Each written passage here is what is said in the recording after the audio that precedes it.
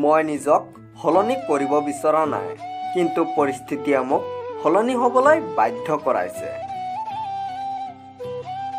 কিছুমান কথা নিজেও সহ্য কৰিবলৈ শিকিব লাগে, কাৰণ আমাৰ মাজতো এনেকুৱা বহুত ভুল আছে যাক আনেও সহ্য কৰি আছে। জীৱনটো সেইদিনাৰ পৰাই সুন্দৰ হৈ পৰিব যিদিনাৰ পৰা আপুনি আনতকৈ নিজক ভাল পাব আৰু গুৰুত্ব দিব পাৰিব। ভদ্ৰতাৰ আন এটা নাম হৈছে দুৰ্বলতা। তুমি যিমানেই ভদ্ৰ হ'বা, আনে তোমাক সিমানেই দুৰ্বল বুলি ভাবিব।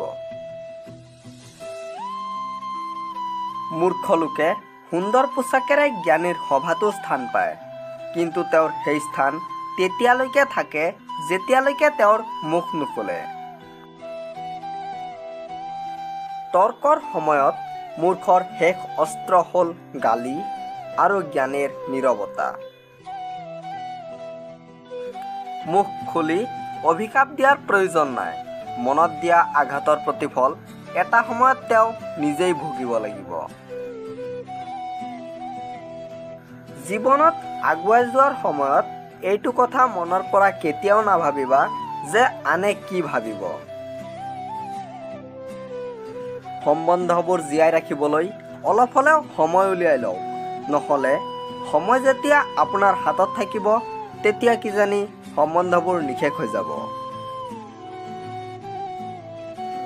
মনত ৰাখিব, সকলো সময়তে সকলোকে সহায় কৰি ফুৰা মানুহবোৰে নিজৰ বিপদৰ সময়ত কিন্তু কাৰো পৰা সহায় নাপায়।